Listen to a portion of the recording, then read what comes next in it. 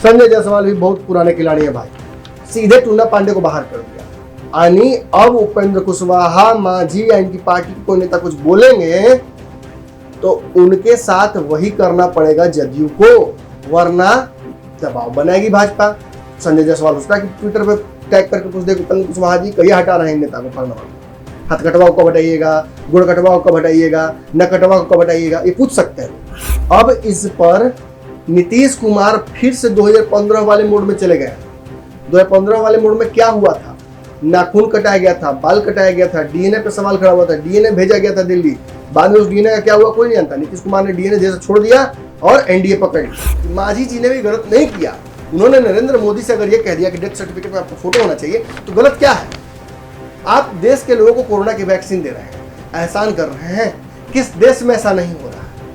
कौन देश अपने जो नागरिक है उन पर दबाव डाल रहा है वैक्सीन खरीद के लगाने का? तो आप क्यों लगा सकते हैं? भारत को आगे बढ़ाने की भी जिम्मेदारी आप ही की है, पीछे ले जाने की जिम्मेदारी भी आप ही की है। अगर आपसे पीछे जा रहा है भारत तो इसमें हमारी गलती क्या है? हमारे ऊपर एक ही जिम्मेदारी है, आपको टैक्स देना और आपको वोट देना, दोनों मिल रहा है। आप जब चाहते हैं वोट ले लेते हैं, आप जब चाहते हैं टैक्स ले लेते हैं। कोरोना में भी आपने टैक्स लिया है, कोरोना में भी आपने वोट लिया है। तो ऐसी स्थिति में आपके पास मौका कहां बचता है कि आप देश की जनता को जिम्मेदार ठहराइए? नीतीश कुमार लगातार चुनावी तैयारी में है। नीतीश कुमार को इस बात का एहसास है कि भाजपा और लालू के इस फेरा से निकलने का एक ही तरीका है, अपने नाम पर बहुमत पाना। आज नीतीश कुमार को कोई भी कहता है कि तीसरे नंबर की पार्टी है, तीसरे नंबर की पार्टी है, और मुख्यमंत्री अगर ऐसे में बने हुए हैं तो कलेजा पर कितना छाती पर सांप लुटता होगा, ये आप समझ ही सकते हो।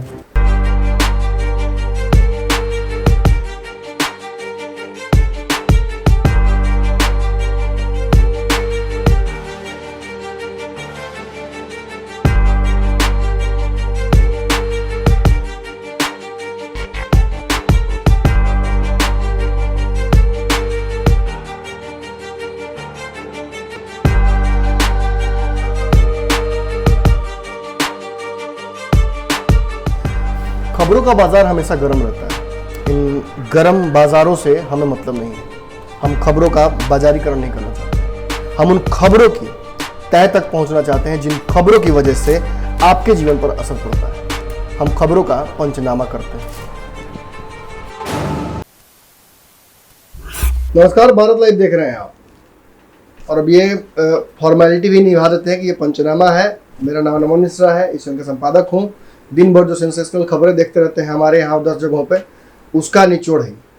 और ये शो ऐसा है जिस शो में मैं कुछ कहता हूँ तो बहुत गंभीरता से कहता हूँ, 5-6 घंटा समय लेके सोच समझ के आता हूँ और तब आप लोगों से बातचीत करता हूँ। और भले आप हल्के में उड़ा दीजिए, टाइटल देख के, हेडलाइन देख के, 1 सेकंड का इंट्रो देख के कहिए कि बहुत बेकार खबर है, छोड़ दीजिए, कोई बात नहीं।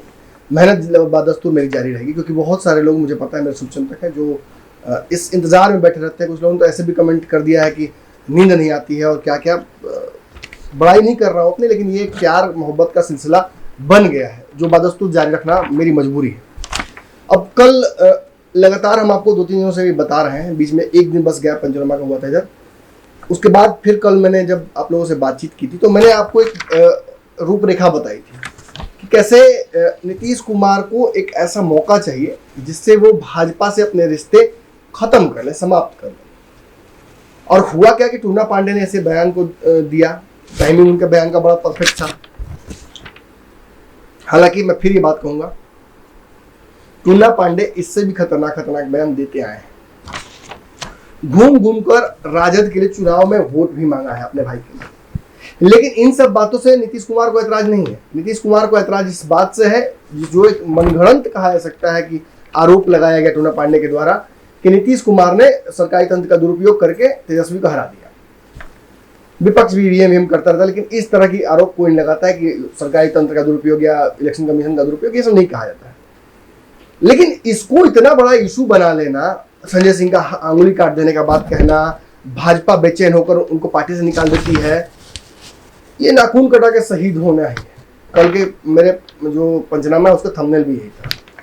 तो अब समझ रहे हैं कि ये चर्चाएं मैं क्यों कर रहा हूं। आज मैं आपसे विशेष करके ये बात करने आया हूं कि नीतीश कुमार जो चाहते हैं भाजपा वो करने के लिए तैयार नहीं। भाजपा जरूर चाहती थी कि बिहार में नीतीश कुमार पर दबाव बनाए रखें और सत्ता हस्तांतरित कहीं ना कहीं इसी बीच 5 साल में कर ले।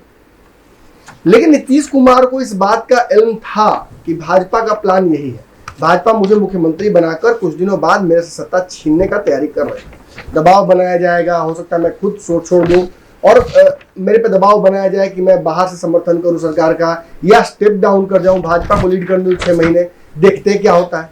लेकिन नीतीश इस स्थिति में नहीं है। अगर वो भाजपा को छोड़ देंगे तो एक और जीतन राम मांझी बिहार में अपने लिए वो पैदा नहीं करना चाहते। और बहुत सारी और भी बातें हैं। केंद्र सरकार अगर चाहे तो बिहार में बहुत से तरक्की के काम हो सकते हैं, लेकिन केंद्र सरकार ने लगातार बिहार को, आपने देखा होगा, वैक्सीन, ऑक्सीजन, इन सब चीजों के लिए भी बहुत तरसाया है। और ये तय है कि बिहार के साथ सौतेला व्यवहार होता है और इसमें नरेंद्र मोदी भाजपा का जबरदस्त हाथ है। ये क्यों है? मोदी जी कहते हैं कि डबल इंजन सरकार दो, लेकिन डबल इंजन के नाम पर उनका ये नहीं कहना कि एनडीए को दो, भाजपा को दो। वो भाजपा को मजबूत करना चाहते हैं। वो चाहते थे कि कहीं ना कहीं चिराग पासवान की इतनी सीटें आ जाए कि बिना नीतीश के सरकार बना ले। ये प्लान नहीं सक्सेसफुल है। 2015 में भी भाजपा का प्लान फ्लॉप हुआ और 2020 में भी फ्लॉप हुआ। हालांकि नीतीश को उन्होंने कमजोर कर लिया, लेकिन अपने मनसा में बहुत सफल नहीं रहे।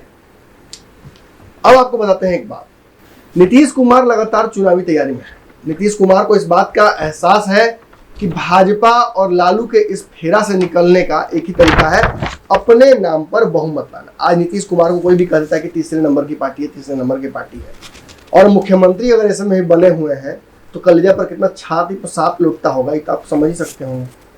नीतीश दूसरे को अनुकंपा पे एमएलसी बनाते हैं, मंत्री बनाते हैं। अशोक चौधरी को देख लीजिए, संजय सिंह को देख लीजिए, और कई लोग हैं, उन लोगों को देख लीजिए।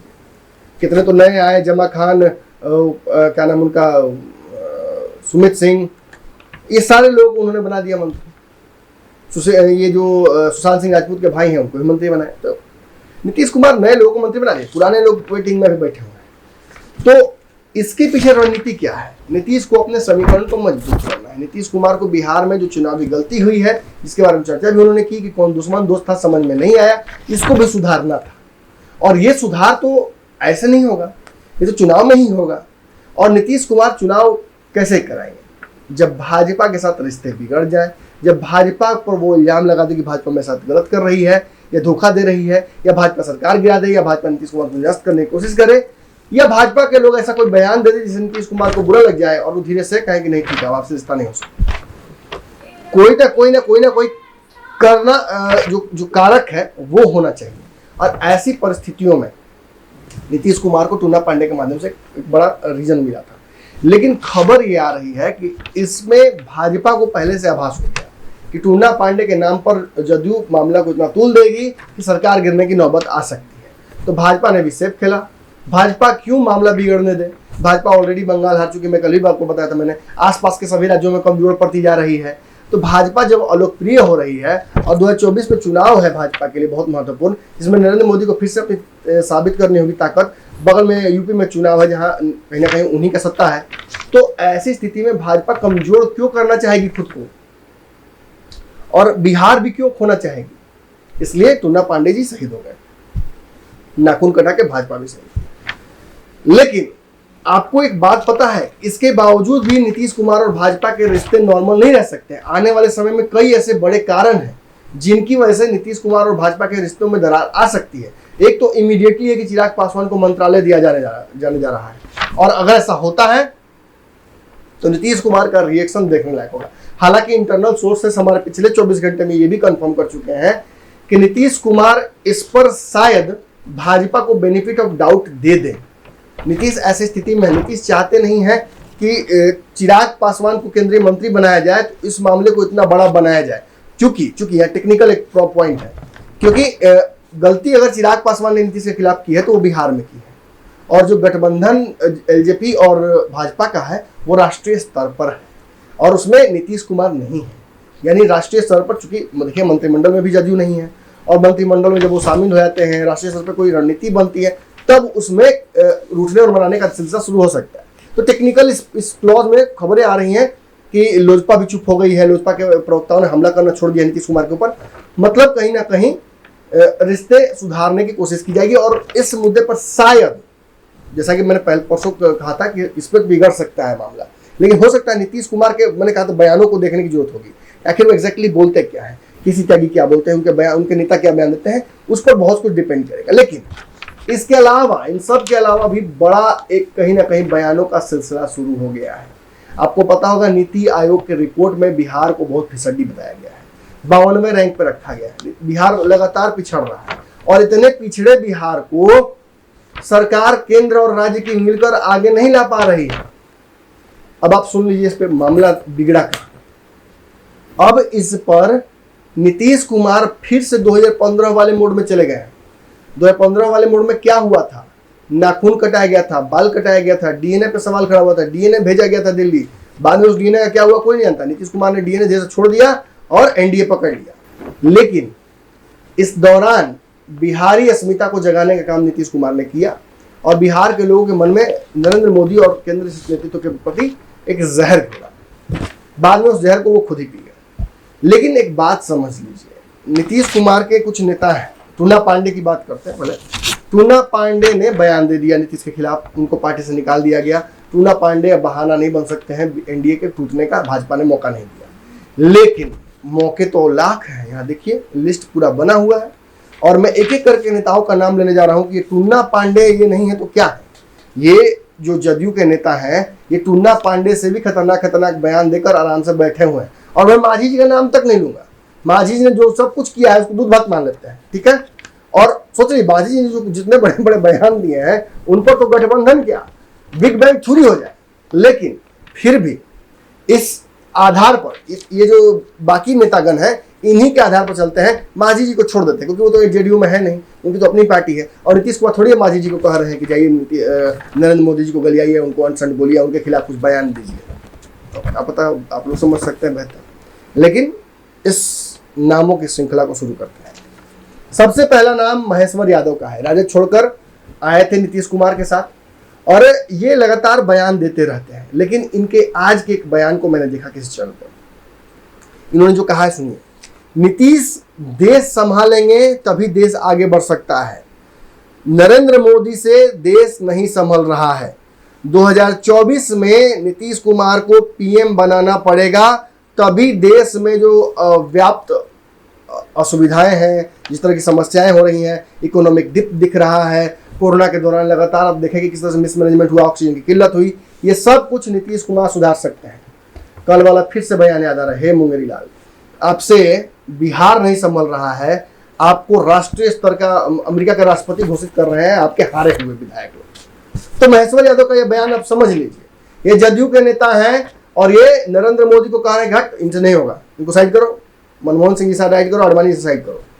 ये इनका बयान है। एक और नेता है, सुन लीजिए, कुशवाहा। अब ये रालोसपा में नहीं है, ये कहाँ है, कहाँ है, जदयू में है, मुंगेरी जी। और इन्होंने क्या कहा था कि बिहार का जो विकास है वो लगातार बाधित हो रहा है। नीति आयोग की रिपोर्ट पर इन्होंने आज ही एक ट्वीट कर दिया है, 2 ट्वीट किया है।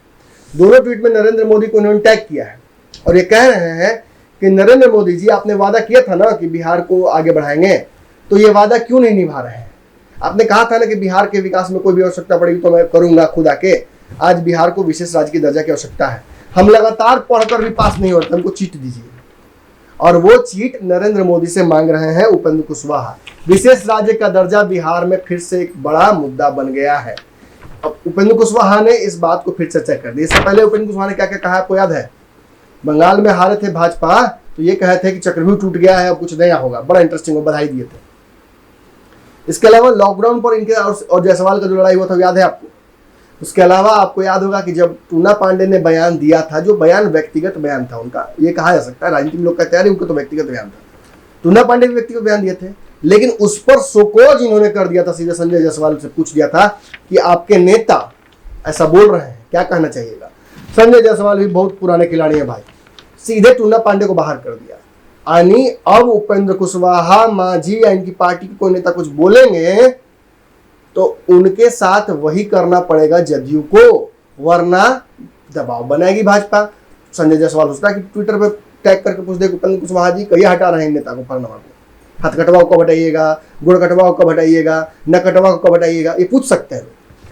और अब आगे बढ़ते, छोड़िए उपेंद्र कुशवाहा जी को, कल ढेर उनको व्हाइट वॉश हो गया था उनका। आज आगे बढ़ते हैं, केसी त्यागी की बात करते हैं। एक बहुत सदैव नेता, समझदार नेता, जिनकी बातों से मैं बहुत प्रभावित होता हूँ। उनकी बातों को सुनकर समझ में आता है कि ऊँट किस करवट बैठेगा। और इनकी वो बयान मुझे याद आता है अरुणाचल प्रदेश वाला, कि कहा था इन्होंने कि गठबंधन धर्म का पालन नहीं हुआ।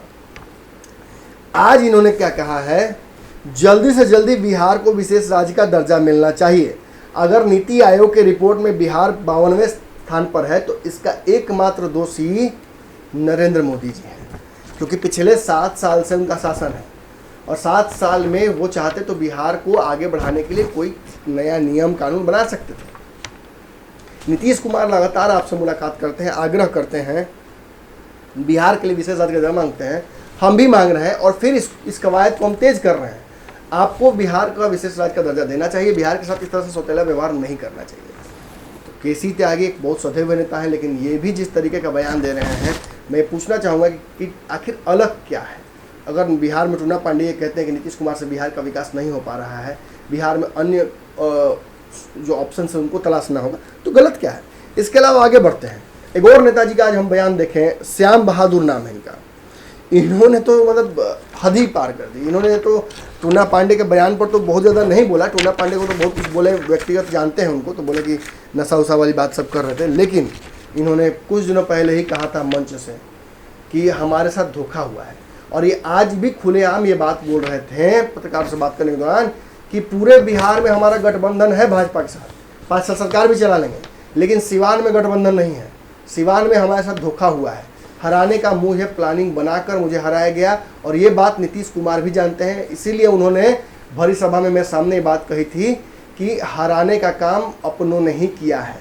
इसके अलावा बहुत सारे बयान ये लगातार दे रहे हैं, लेकिन इनके एक और बयान पर खास तौर पर तवज्जो आपको देना पड़ेगा। टूना पांडे ने तेजस्वी यादव की बात की थी ना, कि तेजस्वी यादव के साथ धोखा हुआ है।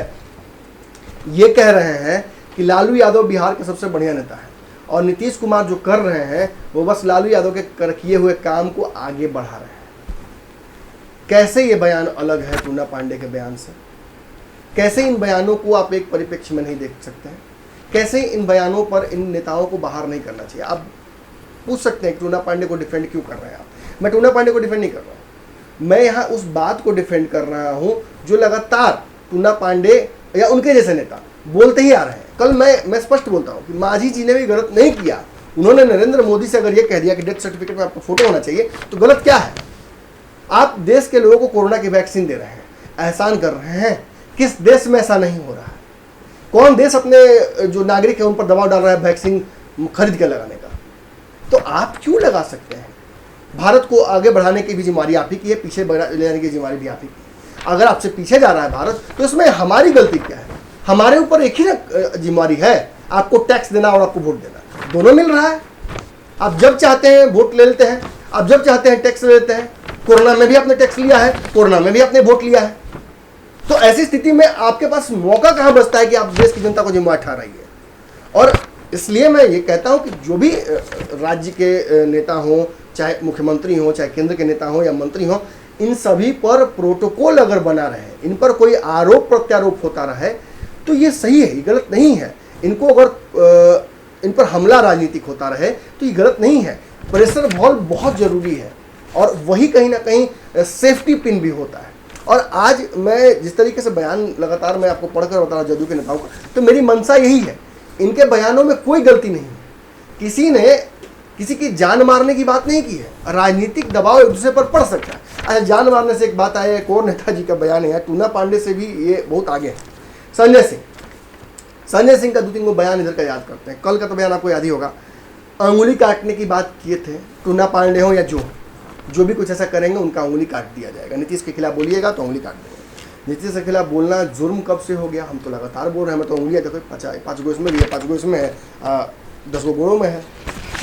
बचा के रखे अपना हथियार, उस बाद में काटिएगा। पाकिस्तान भेज दिया जाए आपको, पाकिस्तान में जाकर आराम से काटिए बॉर्डर पे। काहे ला हमारे बेचारे सैनिक मरते हैं? एगो तलवार इनको दे दिया, छुरी एगो खुरपान दे दीजिए, काटित रहे सबके लोग जाके गोड़ के उंगलियाँ, हाथ के उंगली। संजय सिंह का ये बयान तो अपनी जगह पर है। इसके अलावा संजय सिंह आरजेडी के एगो एमएलसी हैं सुबोध राय, आपको याद है सदन में जो हुआ था कचड़ा? संजय सिंह उनके पास पहुंच गए थे और मारने पर तुल गए थे। अब आप समझिए, संजय सिंह को जनप्रतिनिधि नहीं है, जनता से चुन उनको नहीं भेजा गया है। नीतीश कुमार के अनुकंपा पर उनको मुख्यमंत्री ने एमएलसी बना दिया है। और अगर आप पर कोई आपका कोई सीधे तौर पर आप पर कोई एहसान करता है और आपको इस तरह का पद देता है, तो आपको थोड़ा सा स्वामी भक्ति तो दिखानी पड़ेगी ना। लेकिन इसमें इतने लीन नहीं हो जाना है कि ऐसे बयान देना है। मैंने पूरे लिस्ट में आपको कहा कि किसी के बयान से मुझे बहुत ऐतराज़ नहीं है, लेकिन संजय सिंह के इस बयान पर क्या कहिएगा?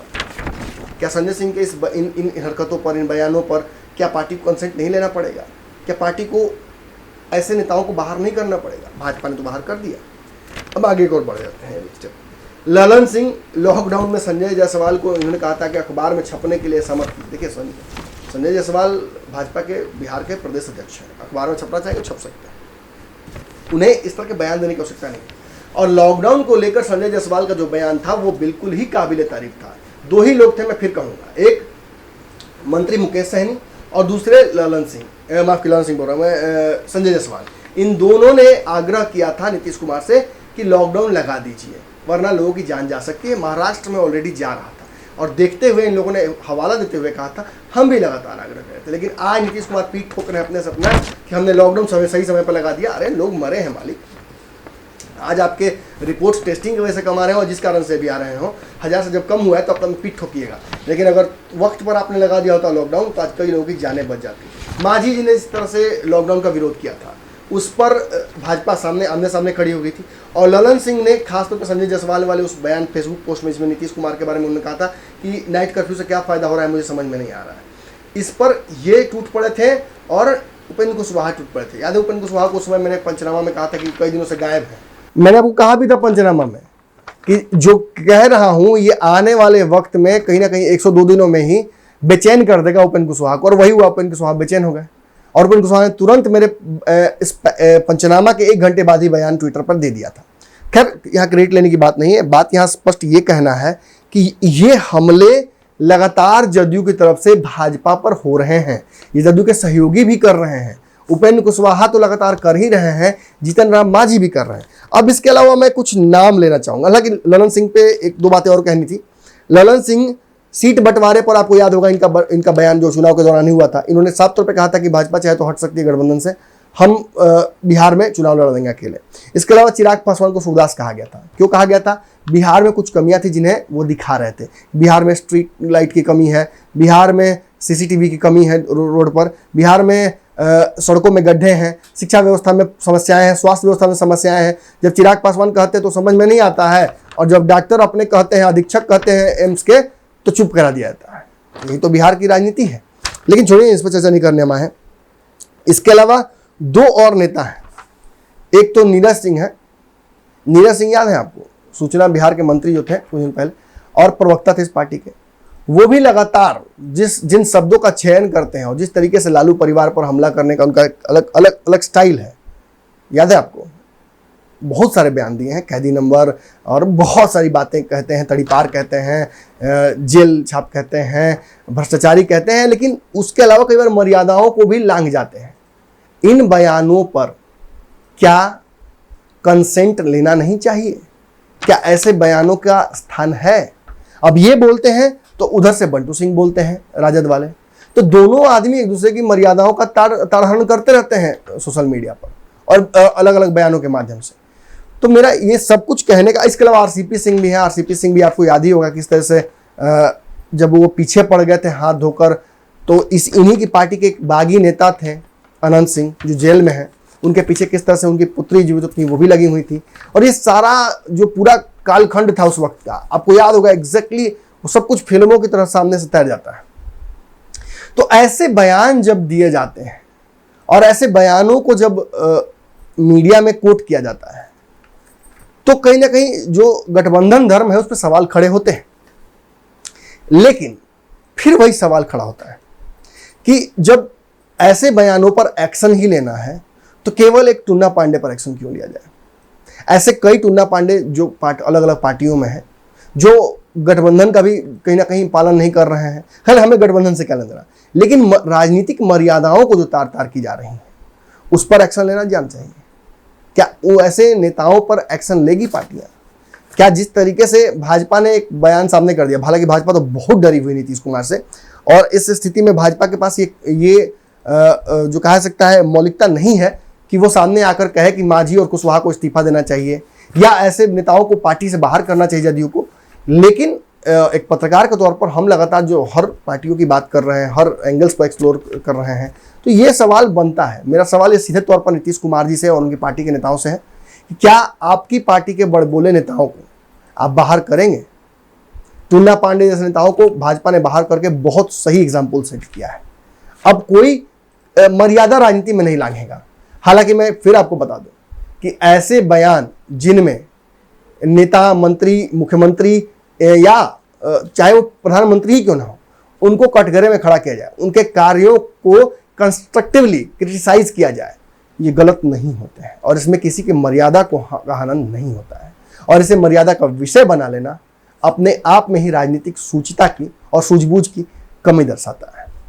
आज के पंचनामा में इतना ही। लगातार पंचनामा की श्रृंखलाएं आ रही हैं, अलग अलग टॉपिक्स पर हम चर्चा कर रहे हैं। हम दर्शकों से भी आग्रह करेंगे कि आप कमेंट बॉक्स में आइए और हमारे इस चर्चा का हिस्सा बनिए। ये टीवी नहीं है कि आप देखते हैं, अपने घर चले जाते हैं, सोचते हैं कि अरे ये बातें मैं होता तो बोलता। आप बोल सकते हैं, आप हमारी चर्चा का मुख्य हिस्सा है। कमेंट सेक्शन खुला हुआ है, उसमें आइए, अपनी राय दीजिए। हमारे चैनल को लगातार आपका प्यार और सहयोग मिल रहा है, मुझे व्यक्तिगत तौर पर आपका प्यार सहयोग मिलता रहता है, इसके लिए लगातार मैं आपका कृतज्ञ रहूंगा। लेकिन इस चैनल के वीडियोस को शेयर करना, खासतौर पर पंचनामा को शेयर करना आपकी जिम्मेवारी है। पंचनामा लगातार बादस्तूर चलता रहे, इसके लिए इस वीडियो को जितना हो सके मैं आग्रह करूंगा फेसबुक, ट्विटर पर शेयर मार के गिरा देना है। धन्यवाद। अगर ये वीडियो पसंद आई और वह बिहार के राजनीति और बिहारियत से सरोकार रखेनी तो सब्सक्राइब बटन दबा के चैनल के सब्सक्राइब कर ली। ओजे एगो घंटी बा, ओकरा बटन दबा देला से कुल सटीक और मारक खबर रुआ मुफ्त में मिल जाई। अगर रुआ पत्रकारिता के हमनी के नया प्रयोग में सहयोग कर चाहतानी तो ज्वाइन बटन दबा दी। पेटीएम नंबर नोट कर ली 9386816700। धन्यवाद।